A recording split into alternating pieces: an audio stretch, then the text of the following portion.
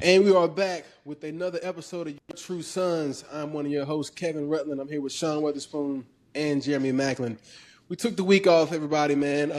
We want to give a quick moment of silence, man, and condolences for one of our fallen teammates in Aldon Smith. We all had a chance to get to know him and play with him, and we felt that it was only right, man, to kind of let the week go by as we all kind of processed and whatnot. But our prayers are definitely with his family, all of his friends, anyone that knew him and loved him. Our prayers and our thoughts are with you, man. So forever a Tiger, Aldon Smith, man, rest in peace. With this episode, though, today, there's been a really hot button issue, man, that I've seen a lot of coverage on from the main media outlets to your podcasters and various shows, man, and Sorsby from Texas Tech. It was insane. You know, a guy who's bounced around ends up going from, was it Louisville to Texas Tech? But he actually started at Cincinnati. Cincinnati, yep. To Texas Tech. Indiana first. But started at Indiana, yeah. And he gets to Tech, and now things are coming out about him and gambling on college sports, specifically college football. Story breaks. Oh my goodness, he's been gambling, and then he checks himself along with the Texas Tech Raiders. They get him checked into a rehab facility because he then finds out you have a gambling addiction. Fast forward, he's out of rehab. He's looking to be reinstated and play with the Texas Tech Raiders, and a lot of hoopla about should he, shouldn't play. And now a judge comes in and says, you know what, hey, he can play. We're gonna allow him to play. And then the Big 12, and not even just the Big 12, a lot of programs, SEC, Georgia, Kirby Smart, everybody has something to say about it, how they wouldn't even schedule Texas Tech in any other arena. It was huge. And now, last chapter, he says, you know what, it's probably best if I leave the team and I declare for the supplemental draft. I want to get into, let's start from the origin. Gambling on college sports while you are a college athlete, and more specifically, gambling on your own team. J-Mac, what are your thoughts around gambling on college sports, one as an athlete, and then talk about gambling on your own team? How you feel about it? Oh man, I think he's a small fish in a really, really big pond. I can almost guarantee you there's a lot of that's going on. Yeah. The way that it all transpired is first I'm gonna point the finger at Texas Tech because they knew about everything. They didn't necessarily think that it was going to be this big of a deal. He admitted to however amount of money that he betted on certain things, and $90,000, I believe. My guess is it's probably more somewhere, right? Mm-hmm. Who knows? But they were reactive, not proactive. And I think if you bring him to your program, this is going on. Like, get the man some help before all that, and you break the story. You be the one to come out and tell us that all this was going on, and whatever the case may be. So, I do think Texas Tech, man, was in the wrong. Of course, the young man is the pinpoint of the problem, but I do think it's a much bigger problem in college football in general. But I do think that Texas Tech didn't do him any favors, and then when everything hit the fan and they started feeling that heat, all those we support him and this and the third, and that stuff went away real fast. You know what I mean? So, it's a big problem in college football. Okay, in sports in general. You know what I mean? So yeah, it's in sports in general, but on the collegiate level, it's a little bit more polarizing. We've seen Terry Rozier. We've seen that whole scandal break in the NBA with Chauncey Billups and other faces. But at the college level, Spoon, how do you feel about it? With it being, I know we shouldn't put a particular position above another, but it's the quarterback position. Is this as big of a deal if it's a defensive end? I'm not sure. Spoon, how do you feel about it? Well, I think he should definitely be punished for it, and obviously he's not going to be able to finish his collegiate career. He's kind of expedited into something that's a little bit of the unknown. You know, 'cause I don't think there's been a NFL a supplemental draft for the NFL in a few years, but it's fair to say that he has great talent, and you know, obviously if you can get a guy for a cheaper price, it's going to be intriguing for the NFL teams to, you know, check this guy out based on, you know, how he plays. But just thinking about the whole situation, man, I'm looking at Texas Tech, thinking about this kid. All of a sudden, Texas Tech is a powerhouse right now. They're throwing the money around. This kid, obviously, they knew, you know, what they were getting.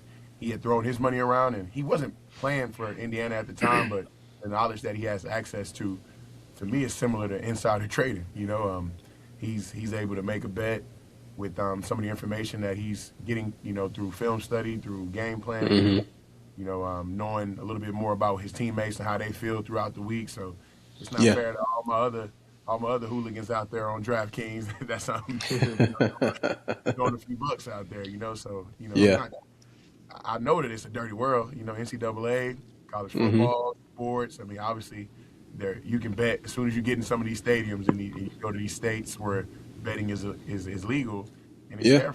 So if a pedestrian can do it, why can't the backup quarterback who's never going to play do it? Maybe he doesn't get to go to meetings. Maybe he doesn't get to go to practice. If he's going to place his bet, he has to let him know in advance. I don't know what the fix is, but I mean, Mac, we don't know what his situation is. Maybe he got the NIL money, and like you said, he got an addiction. He probably played Boo-Ray with some teammates. Who's to say he wasn't gambling at Cincinnati? You know what I mean? I just like, you know, could have been. And I think that's the part, bro. Like, it's gambling on your own team. Like,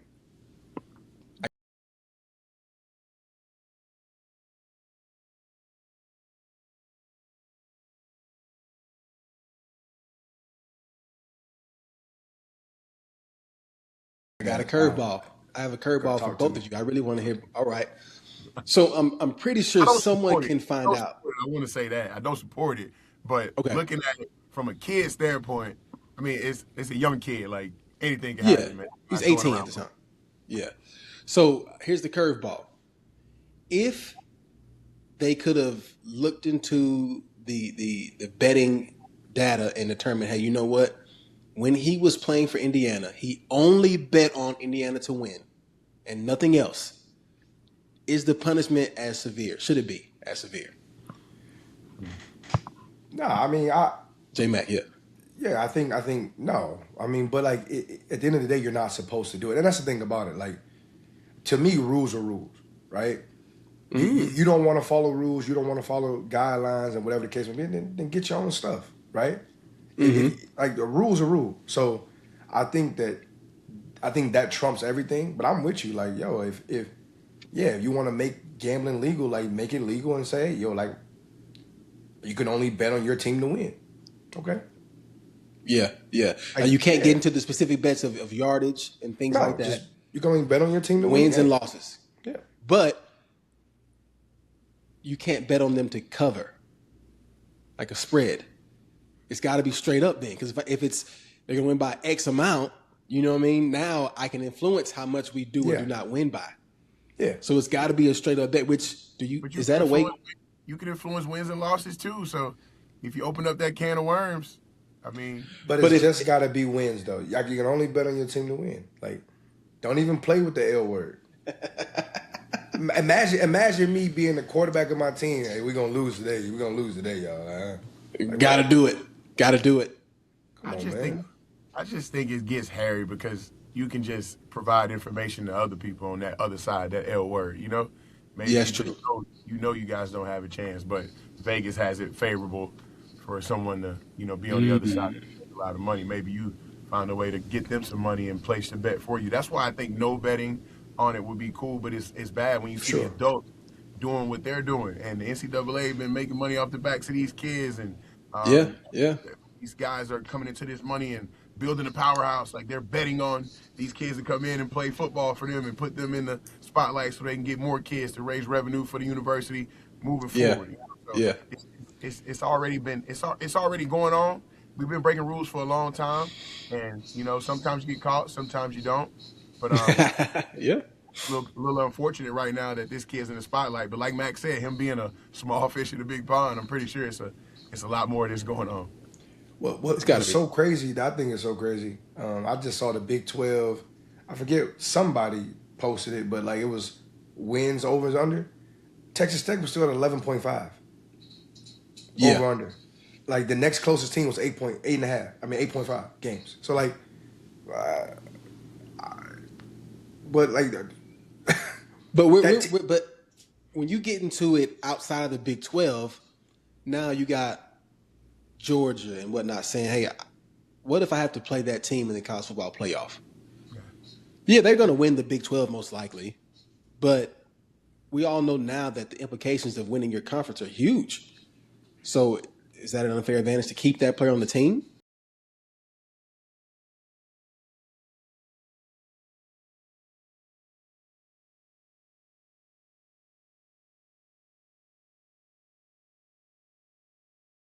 oh, for sure. I guess what I was saying is, like, Texas Tech is stacked. Yeah, great team. Like, yeah. that's what I was saying. And I'm not saying that it makes this any easier to deal with or harder, but I'm just saying though, like, that's surprise. I saw that today and I was surprised. I was like, yo, we was talking about like this guy being the guy that can get them over the hump, right? Was that not a conversation? Yeah. Like, Yeah. like he's the one that gets them that playoff win. That He gets was the them that most national polarizing championship. transfer in the portal. Yeah. And here I am. They still sit up here and they're over under Still. 11 and a half wins. Yeah. Still a great team. Still a great Yeah. team. One more question about what is worse, or what would you rather have come out? Would you rather find out that he has been betting on his own team to win, or to find out that he's now been influenced by somebody's bookie to throw games? What would you rather? Worse Which to one is come worse? out? Yes, which one is worse? Oh, the latter. Like, cause Yeah. the latter. Go ahead. Throwing Scott. games is worse. Yeah. Yeah, I think so. I think if you're doing that, like, I don't want to see you play no more. You know what I'm saying? Like, That is when I'm exactly. So I'm thinking, if I would have heard that, and I am someone who will have to face him, I'm going to say, no, I don't want to play against him. He has now severely damaged the integrity of the game. Yeah, But for if sure. you just gambling on yourself to win, I'm not mad at you. I'm hoping you lose twice. You lose your money and this game. That's why he might be drafted here coming up. Well, right? well, Kevin, let me ask you. I want to talk about that next, Boom. My bad. Go ahead. I'm about to say, well, yeah. If you're an owner, if you're a GM, right, the supplemental draft coming up, do you draft him?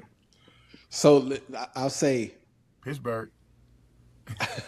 I don't draft him because I believe he has a gambling addiction.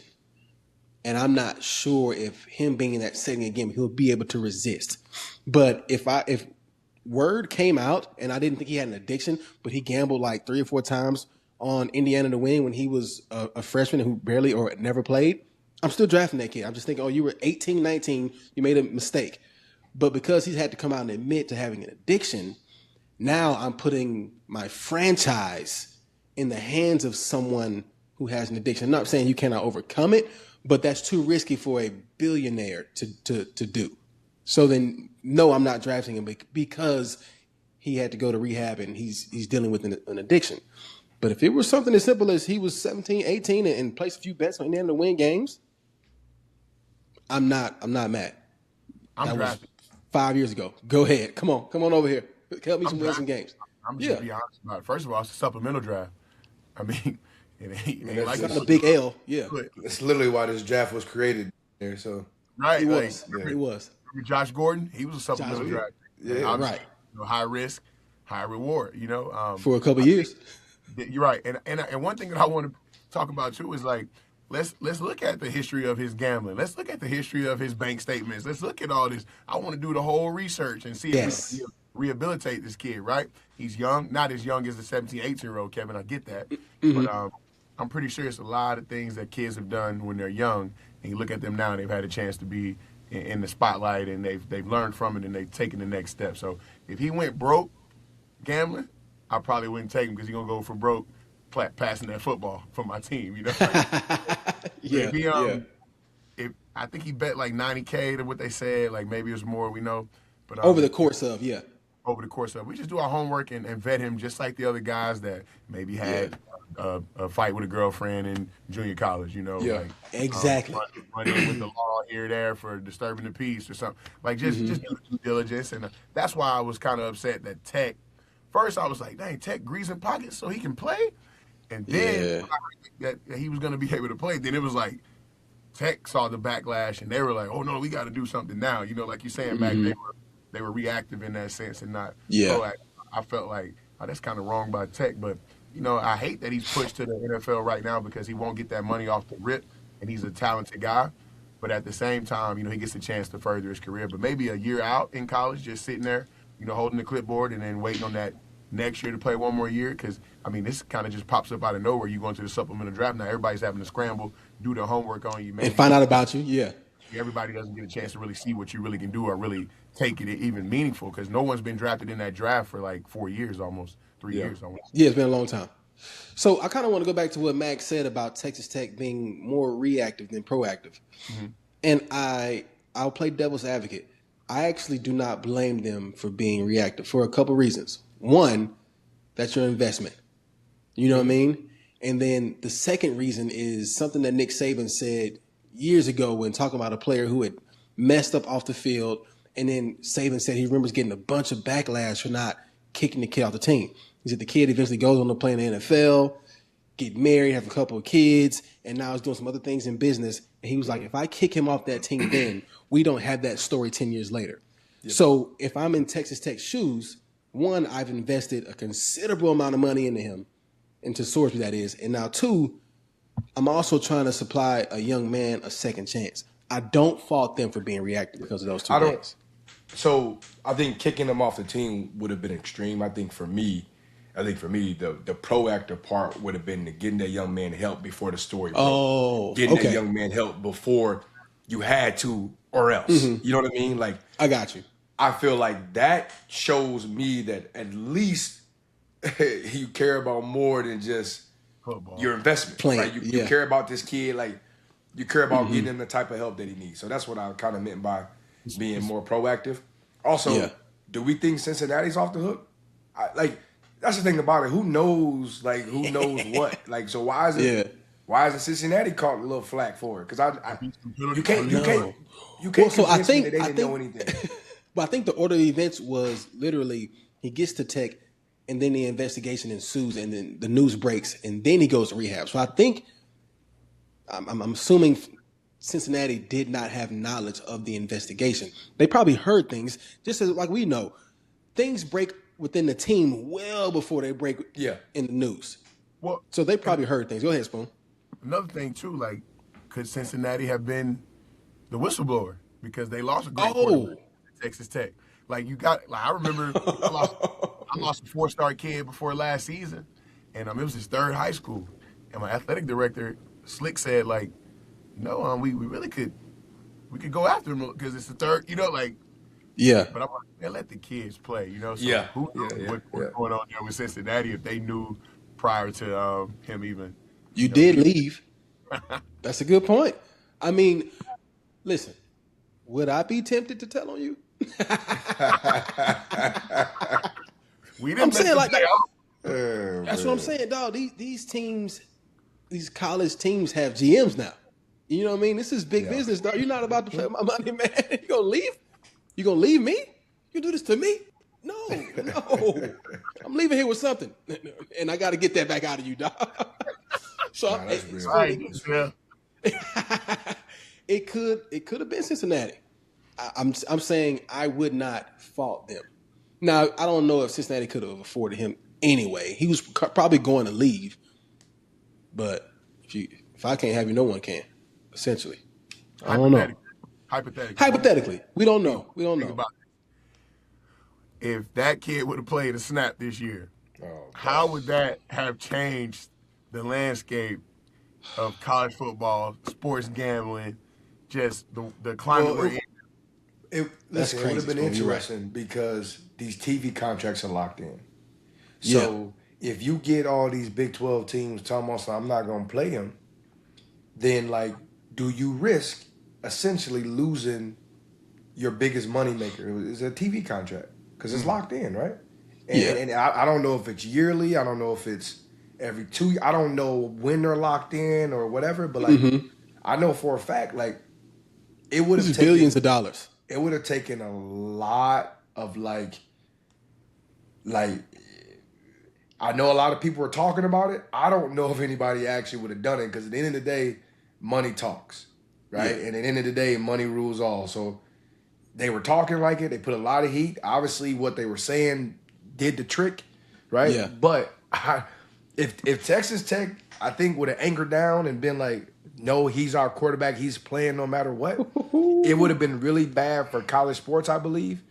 But at the same time, like, I don't think these teams truly, not the Big 12 teams, truly could have stood 10 toes down on, like, we're not playing Texas Tech. No, you would have played them. You would have played them. Now, here's the fallout I think you would have ended up seeing. The safety for him on the field. Oh. That becomes an issue, I think. I find it hard pressed you're going to play, 8, 9, 10, 11 games and nobody's trying to inflict a little more pain on you. No way. Somebody's going to try. And I'm not even saying it's going to come top down. I'm not saying, hey, coaches are saying, hey, go get him. But that's Greg Jones. Greg Jones. What's the what they call it? Greg Williams. Greg Williams. What they call it? Yes. What kind he had? He had what was it? What do they call it? What they had? Bounty Gate. Bounty. Yeah. So it would have happened. So I think he was reading off. He was like, I heard he's like, he got them ribs. Remember them ribs? For the ankle. It's not funny, but it's funny. He say about the snake. He killed it. He hit the body. Hit the body. Yes. So I mean, that's if they would have had to, if he would have played on this team this season, I would have feared for his physical safety on the field. Like, I think I'm not saying it would have been like overtly like trying to injure him, but I feel like the punishment laying down on tackles would have been a little bit harder for him. Blindsides, I think people are taking those penalties and hoping that, hey, we were the team that made him go ahead and call it quits. Yeah. Go ahead, Spoon. Just on the same thing, Mac, we talking about Bounty Gate and everything. It made me think about when I was a young player in the NFL, right? Like, this was something that never came about in college, but when I was a young player, I'll never forget. And I'm dry snitching a little bit, you know what I'm saying? But I never forget, like, hey, coach come in, like, we get to the hotel, and coach holding up them green guys, Federal Reserve notes. I got 200 tackles inside the 20. Like, I'm like, what? Hey, the richest player on the team. Me too, coach. Like, the pot was just growing.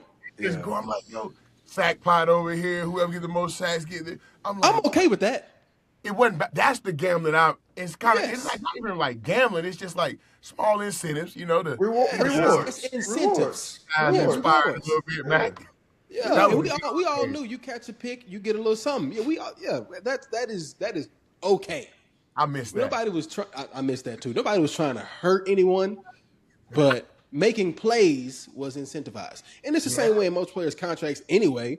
That's a little bragging rights in your meeting room, man. A little something. Yeah, nobody mad at that. This is a couple dinners for those guys. You know what I mean? But so now he's going to the supplemental draft.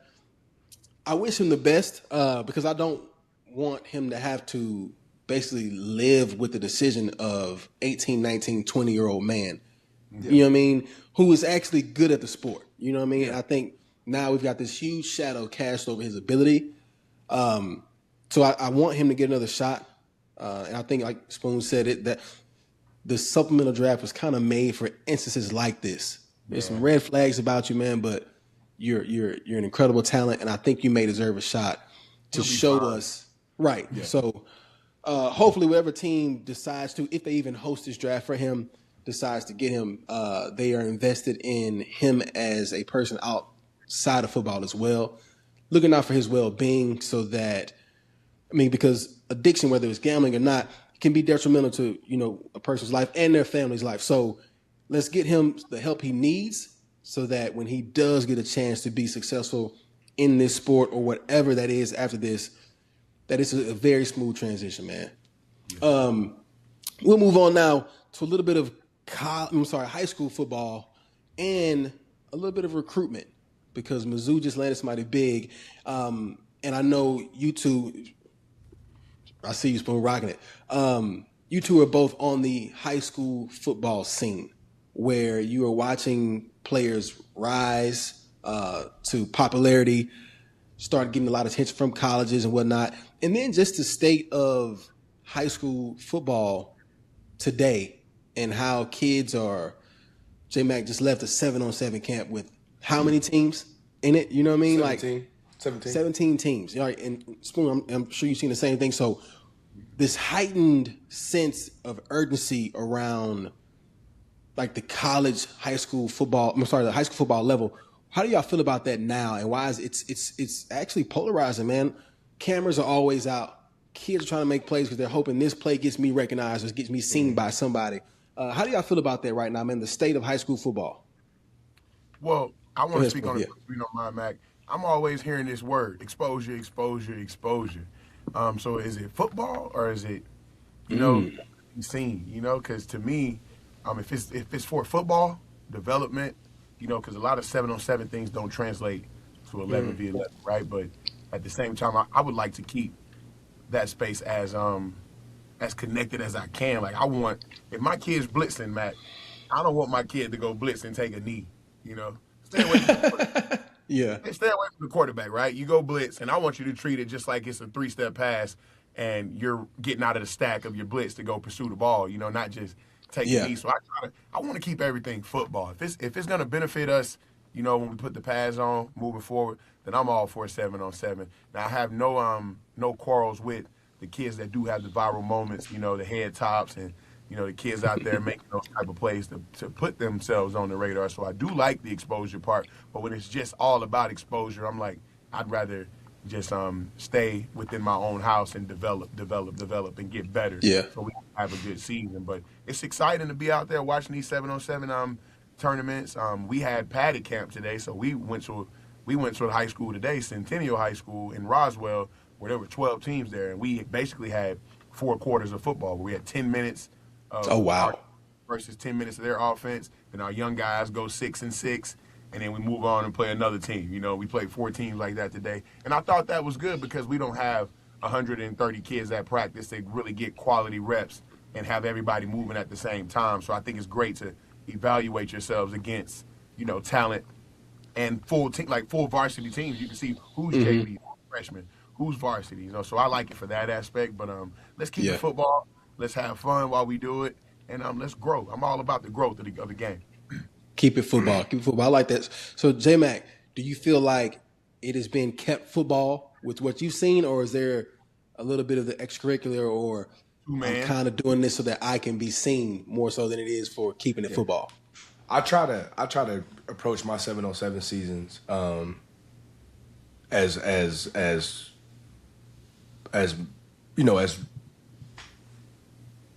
keeping it just like I would normally do anything else. Like we don't go in there, we don't do anything different than we don't do during the season. Defensively, like it's a chance for us to work on our base calls.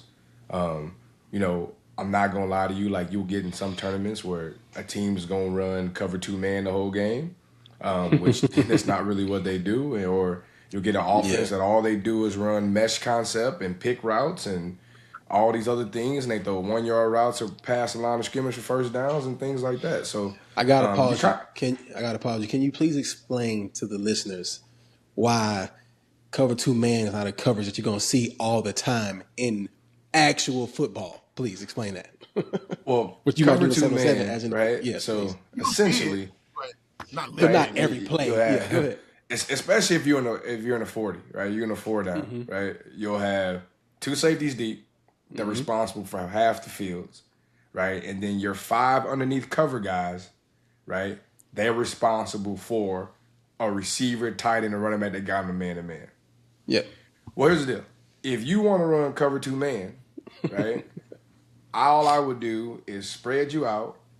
I would either run the ball with my running back because everybody's going to turn their backs and run with their man, right? It's going to be a light box. Or I'll do you one even better. I'll go empty and I'll run Q run the whole game. if that's you have really how nobody you for gonna him. play. So you got nobody for him. Jumping gaps with pulling linemen back. Exactly. crazy. So it's one of those things where, like, you know, if the kids didn't love it so much, I don't necessarily think that I would do it. Now I will tell you this: my last 2 years we've been really good throwing the football, and I do think the 7-on-7 summer stuff was really good for those groups. Okay. I think it kind of opened my eyes to, like, hey, we're pretty dang on good on the edge, right? That's why I've had 4 receivers last 2 years go Division I. Yeah. I got another one right here. I got 2 more probably on my team now that they can do some stuff. So you can kind of find out some of those things. As far as keeping it football, I tell my kids this, man. You get away with things in 7-on-7 that get you penalties in a game, right? You score a touchdown, you flex over the dude. You score a touchdown, you throw the ball at him. You score a touchdown, you start dancing. Like, y'all still don't understand that in high school you can't do that. Like, so cut it out. I tell my kids, yo, if you do stuff to get a penalty, like that is the quickest way to come sit right next to me. It's the quickest way, because what you're telling me is it's about you, it's not about the team, right? And what Spoon says is that everybody feels like they need to go viral, or they need to have these big moments, or they need to get this exposure, and sometimes they don't care in what form it comes. It can be positive or negative. Yeah. And as long as they get it, they're okay with it. So I do think that that's the part that has kind of, I always muddy the water, but I think that's the part that's kind of messed it up a little bit. But it is fun. Like Frank said, it's fun, man. Like, I love seeing my young guys, you know, kind of grow up. Today was our first day in pads. So, like, Missouri football is actually a pretty good, like yearly calendar that I think a lot of states should implement, right? So we go our fall season, okay? You get into winter, which you do a lot of your weightlifting stuff and all that stuff, right? When you start spring ball, we get 3 hours a week for 7 weeks. Okay. Okay? So essentially I have 2 like hour-and-a-half practice days. But you don't get to put on pads. Right. The reason why you don't get to put on pads is because, like, if you sure athlete, I don't want my track athletes getting banged up. I don't want those other guys doing this. Like, now, I think it keeps athletes wanting to do more sports too, right? Yeah. I'll go in the morning, like, hey, a lot of my spring ball is install, it's base stuff, it's base technique. We'll do some pass scale stuff, but, like, we're not beating your bodies up. Yeah. When you get into the summer, that's when we can put pads on. You get 20 days that you can have contact. So it gets real. It gets real, right? And you can also do 7-on-7s, and, like, if you want to double up, you can do a practice in a day and a 7-on-7. That still counts as one practice day, right? You can do joint practices, you can do contact camps. Those count as 3 days, but, like, you can do all these different things. And then, so today was our first day putting on pads. Okay. So we really get after it in July, and then we'll give them 10 days off before fall camp. So we kind of keep the momentum going, as opposed to, like, it's a build really after in spring football and then summer shutting it down. Yeah. Shutting it down. And I love that, Mac. I think I like that too. I think Georgia could learn from that, because today is our first day in pads, and we're going against other teams. This is the first day. I haven't had a chance to, you know, get us back in the mind frame of, you know, block destruction and pad level and this, that we just kind of go out and get some reps. Now, it's great because you get a chance to see your guys in real football setting, but it's also not that smooth because they haven't did that since our last spring practice, which was, you know, maybe, you know, about toward the last weeks of school, you know. But we got 10 padded practices during spring, and then the summer is like we can only go we can only go padded. And then once we get into we go acclimation week for 5 days. That'll be, you know, later in the summer, and then obviously we start our regular, like, preseason camp. Like camp, yeah. So, like, I could have put on pads like that first week of summer when we got out. Like, I could put them on, but, like, for me, it's still about building. So we handed out helmets. We got like 2 or 3 days of practicing just helmets. Like, acclimation, I like it. Yeah. So yeah, I'm with you. I want to touch on you both kind of talked about 7-on-7 and Spoon saying that it's kind of like, let me go get noticed, let me go get found. I look at football much differently than I do basketball. The basketball AAU circuit and like, let's say off-season circuit, guys are actually getting recruited. Spoon, to your point about people looking to get seen in 7-on-7, are college coaches really watching 7-on-7 like that to see who the players are? Or do you put the pads on? What are we doing? Can I say something first? Somebody, go ahead, J-Mac. If you've had good film, you can go to a 7-on-7 camp and they can offer you. Solidify If yourself. you're a kid that doesn't have film and you go to a 7-on-7 camp and you ball out, you hop on the radar, but they still gonna need to see some film. So Wow. Okay. it can help you, right? Solidify an offer. It can help you gain the attraction to get an offer. But Yeah. are you getting offered based off of what you did in shirts and shorts and t-shirts? Yeah. No, you're not. Now Well- the kids should always be thinking that way, right? Whenever I go, I can show what I can do. I'm gonna be noticed. Okay. But my issue with it is the grown-ups. The grown-ups like, oh man, kid got beat at linebacker. Oh, he gonna put him at safety right here because coach such and such. I just told him we got this kid. You know, I'm like, man, what are y'all doing? Like, let's get Come on. better. Like, you Okay. see that going on, man. I'm like, are y'all kidding me? Y'all know dang well these kids ain't gonna come to 7-on-7 and solidify themselves and they never even played football before, right? Like first year out there, no tape or nothing, man. Like, come on, man. Let's just be realistic about it. The tape is not gonna lie. The film is not gonna lie, man. And you know, it's great to see you run around in shorts and make plays, but we still gonna have to verify. So hey, let's go out here and get better as a team, no matter if we're at Georgia Tech's camp or we're at passing team camp, you know, with just our local high schools.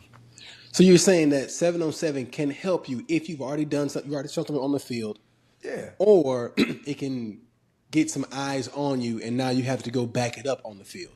Exactly. Yes. Okay. That's 7-on-7. Yes. Yeah. So I just didn't know. I just thought, you know what, it's football still, man. You don't have the pads on. Are coaches looking at you? I just never thought that if I am a coach, go ahead, Spoon, go ahead. It's crazy though because like now you got OT7 who Cam Newton is associated with. You got Pylon, you got Battle, you got these different 7-on-7 brands that are actually being streamed, and these are hired teams. Like Cam's flying in guys from California. Yeah. This, that, and the third. These guys You can watch these teams? These events are like it was on TV last week. Like it's exclusive. Like now I don't know if coaches are, because I haven't been to these events, but most of the news just went to the OT7. It looks like a show. Like it's what? Like the kids score. There's like a throne chair up in the end zone and they go sit down. Oh, I've seen clips. Yeah. And so I'm hearing that maybe it might not be. I know that there has to be like the best recruiters at these universities. They have to be in tune with this. You know, like they have to know. Oh, for sure. What's going on? Yeah. Who's what. So Because you can be the first person to see a kid, and now you got an advantage. I That talked to you is. first. Remember, you were a freshman. I talked to you. It's out there, but you got to understand, like, bro, you're not that. You know, like these dudes are serious. Like these are the 5-star. These are the 5 stars, the 4 stars. You know, like Okay. these. Like, Yeah. it's And you better believe if you go catch your eyes, let's say you dominated the camp, a coach throw you an offer, you go lay an egg during the year, right? You really ain't no film. Are they pulling it? You think that offer gonna be committable? Man, that offer ain't gonna be committable. Nah, they're not pulling that. Minimum Nah, offers. What? Bro, Kevin, there's non-committable offers now. Yeah, Like, verbals. You know how we would say we verbally committed? They got verbal offers now. so we're like this offer is just to let you know that like I'm kind of interested in you, I'm gonna keep recruiting you. But if you like, hey, I want to come here, they'll be like, nah, not yet. Like literally. What? Because you know to commit, to post your commitment, that's bread. Yeah, it is. Like that's 30 bands, like to commit. They're paying you to say that I'm coming here now. Yeah, like it's like that now. So they can't get everybody 30, 40, 50 bands for an IG Bro, post, you know. There's non-committable offers. Like or So if I go to 7-on-7 and I'm J-Mac, I'm wide out, and I go 1 7-on-7, I 10 for 130, and the coach can come and say, hey, I am. This is a non-committable offer. Yeah. You get some coaches that are saying it right off rip, or they'll just offer you, and like you won't know it's non-committable until it's time to commit, and he like, oh no, you You'll can't. know when you want to commit. Yo, Like, so no, it's not real. made the same safety kid I had at Pace. We went to UGA, and Kirby Smart was like, I need to see it, because the kid had tore his shoulders. His sophomore year tore both shoulders, so like he was coming off of those. He was looking the part, but they like, oh yeah, it wasn't committable. But I mean, of course, that kid is now just went on his official to UGA, So like, Okay. So he worked into it.